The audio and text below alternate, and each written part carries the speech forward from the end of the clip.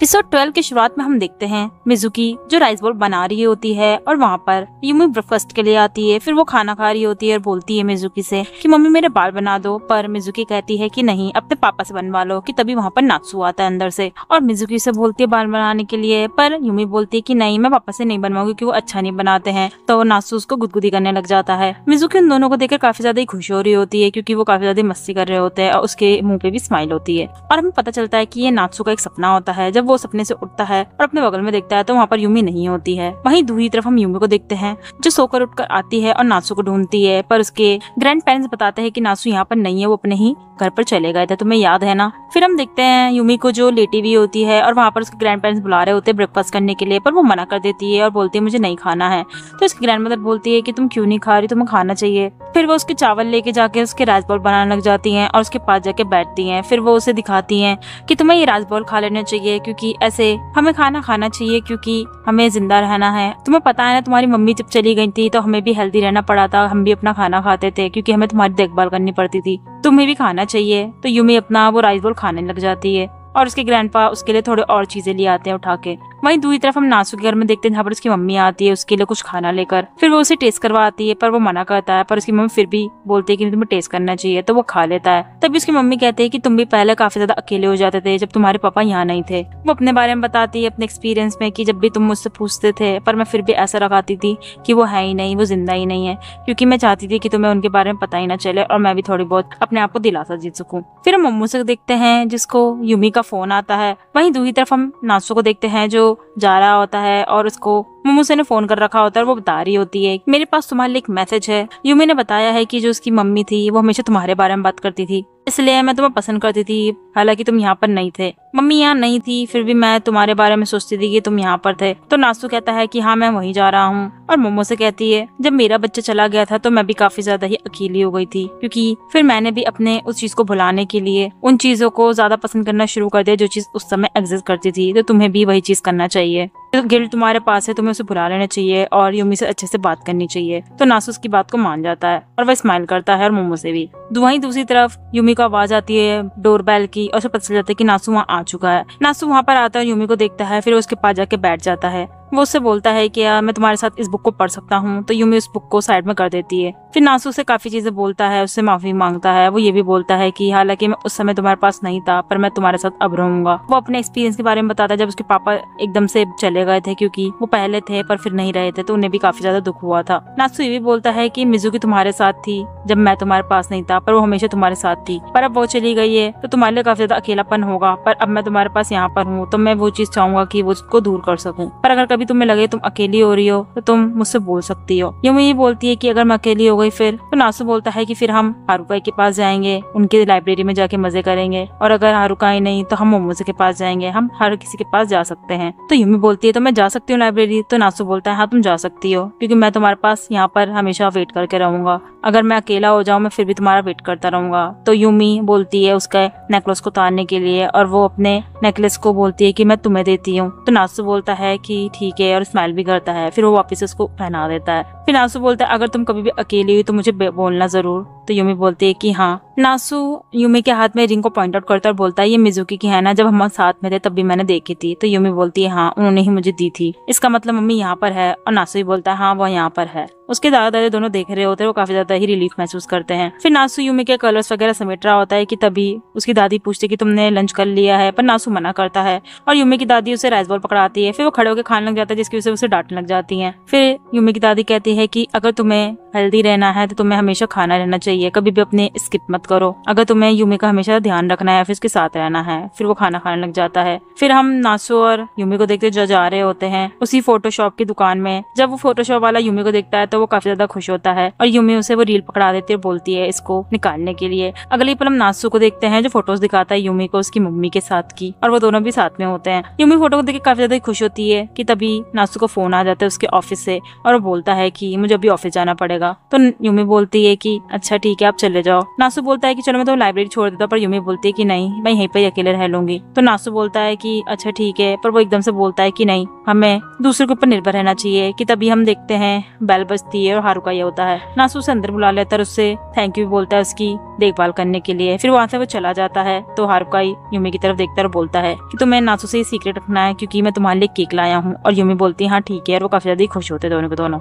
Office में जाके नासु का जो कलीग होता है उससे पूछता है कि अब तुम्हारे जो बच्चा है वो ठीक है। तो नासु बोलता है कि हाँ वो ठीक है, क्योंकि हमारे साथ कुछ लोग हैं जो हमारा ध्यान रखेंगे, और जब मैं नहीं हूँ वो यूमी का भी ध्यान रखेंगे। वहीं दूसरी तरफ हारुका गेट खोलता है तो उसे दिखती है कि मोमो से भी आ चुकी है, और मोमो से उसे बताती है कि मुझे कॉल आया था। तो हारुका बोलता है चलो ठीक है तुम यहीं रहो, मैं चली जाती हूँ। कि तभी वहाँ पर दोबारा बैल बजती है और उन्हें दिखता है कि नासु का भाई वहाँ पर आया है, पर जब उन दोनों को देखता है तो वो बाहर की तरफ चला जाता है। फिर हम देखते हैं नासु को मैसेज आता है हारुका का, जो बोलता है कि मैं घर जा रहा हूँ क्योंकि तुम्हारा भाई और मोमो से वहाँ पर है। और वो फोटो देखता है जो मोमो से और उसके भाई और यूमी की होती है। हारुका घर की तरफ जा रहा होता है कि यूमी यहाँ पर तभी आ जाती है और वो बोलती है कि आप मम्मी को पसंद करते थे ना। तो वो बोलता है कि हाँ, और यूमी बताती है कि मम्मी भी आपको पसंद करती थी। और ये हमारा एक और सीक्रेट रहेगा जो नासु से रहेगा, और वो दोनों एक दूसरे को गले लगा लेते हैं। फिर हम फ्लैशबैक में देखते हैं जिसमें हारुकाई यूमी को गोद में ले आया होता है और मिजुकी उसके साथ चल रही होती है। फिर उसे सॉरी भी बोलती है कि उसे उसका काम करवाना पड़ रहा है, पर हारुकाई उसे मना करता है उस चीज के लिए। हारुकाई बोलता है कि तुम्हें रिग्रेट नहीं होता है यूमी के फादर से इस चीज को रखने के लिए, पर वो मना करती है और बोलती है कि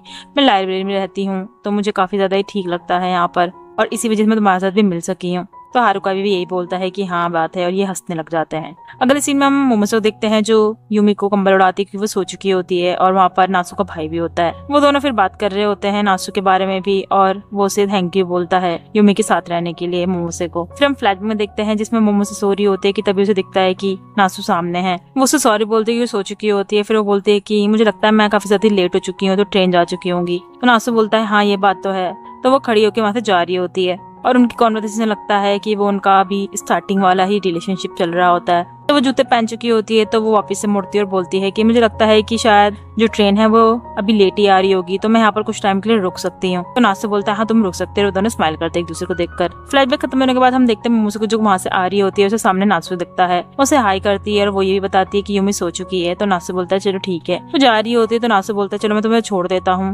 मोमोसे मना करती है, पर फिर वो बोलते है कि ठीक है तुम मुझे छोड़ देना, और वो दोनों साथ चलने लग जाते हैं। मोमोसे उसे गुड लक कहती है क्योंकि वो अच्छा काम कर रहा है एक फादर के लिए, और नासु भी बोलता है कि हाँ मैं बस करना चाह रहा हूँ वही कर रहा हूँ। अगले सीन में हम देखते हैं नासु को जो उसके काफी अच्छे अब ब्रेड बना चुका होता है, और वो चीज यूमी को भी काफी ज्यादा अच्छी लगती है। फिर वो दोनों स्कूल और ऑफिस के लिए जा रहे होते हैं तो पहले उसकी मम्मी से मिलते हैं, और जब जा रहे होते हैं हम देखते हैं दो फोटोज को, एक नासु के साथ होती है मिजुकी और एक यूमी के साथ होती है। वो अपने घर से निकलते हुए काफी खुश होते हुए बाहर की तरफ भाग रहे होते हैं, और हमें मिजुकी ने जो नासु को लेटर दिया होता है उसकी में लिखा हुआ चीजें मिजुकी उसकी आवाज आती है कि हालांकि तुम हमारे साथ नहीं थे पर फिर भी हमारे साथ काफी लोग थे जिन्होंने हमारा साथ दिया। मैंने मिजुकी को बर जरूर दिया है पर अकेले ही मैंने उसे नहीं पाला। जब हम अकेले थे हमारे साथ हेल्प करने वाले काफी लोग थे उस समय, तो तुम्हें उन लोगों को भी हमेशा चेरिश करके रखना चाहिए जो उस समय हमारे साथ थे हमारी हेल्प करने के लिए। और मैं तुम्हें ये बताना चाहती हूँ कि यूमी को मैंने वो चीजें बताई हैं कि जैसे कि वो अपने डिसीजन काफी सारे खुद ले सकती है, और वो अपने चॉइसेस में कभी भी रिग्रेट ना करे, और चाहे वो करे तो वो सीखी ही गलती से वो सीखे कि वो क्या सीखना चाहती है। और नासु से क्वेश्चन करती है कि तुमने ऐसी लाइफ जी जब तुम मुझसे सेपरेट हो गए थे, तुमने काफी लोगों के साथ जिंदगी बिताई होगी जब हमने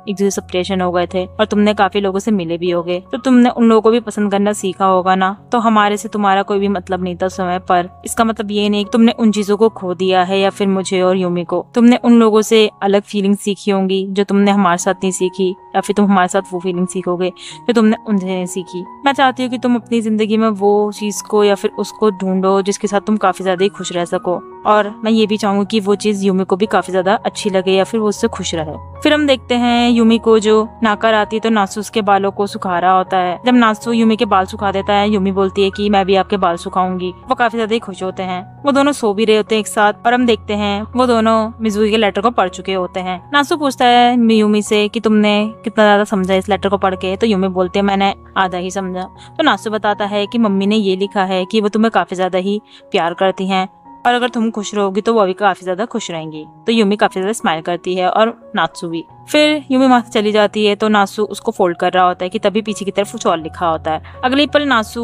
यूमी को उसके ग्रैंडफादर और ग्रैंडमदर के घर पे ले जाता है, और वहाँ पर तो उसके ग्रैंडफादर उनको वेलकम करते हैं। फिर नासु वहाँ पे बैठा होता है क्योंकि यूमी सो चुकी होती है। तभी उसकी ग्रैंडमदर आती है वहाँ पर, और वो देखती है कि यूमी सो चुकी है। वो उसे एल्बम भी दिखाती है मिजुकी की जिसमें यूमी की फोटोज भी होती है वो लेकर आती है कि तभी वो बोलती है कि हालांकि मैंने स्टार्टिंग में तुम्हारे साथ काफी ज्यादा ही हार्श रही थी, पर क्योंकि मैं उस समय अपनी बेटी को खो चुकी थी तो तुम उस समय समझ सकते हो और मैं उस समय के लिए तुमसे माफी मांगना चाहती हूँ। पर नासु बोलता है कि नहीं, इसकी कोई जरूरत नहीं है, आपने इसलिए करा क्योंकि आप मुझे समझाना चाहती थी। फिर वो मिज़ू की फोटोज देखती हैं और उसमें देखकर बोलती है वो काफी ज्यादा ही अच्छी है ना। वो स्माइल करती है उस फोटोज को देखकर और हम फ्लैशबैक में देखते हैं कि मिज़ुकी ऐसी ही यूमी को सुला रही होती है कि तभी उसकी मम्मी आ जाती है वहाँ पर।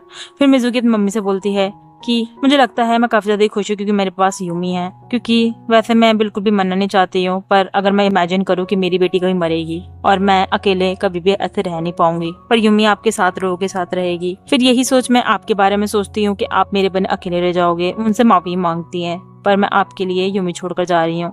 उसकी ग्रैंड मदर कहती है कि हाँ, अगर यूमी नहीं होती तो मुझे भी काफी ज्यादा दिक्कत होती, पर हमारे पास यूमी है इसलिए मुझे लगता है कि हम आगे जीत पाएंगे।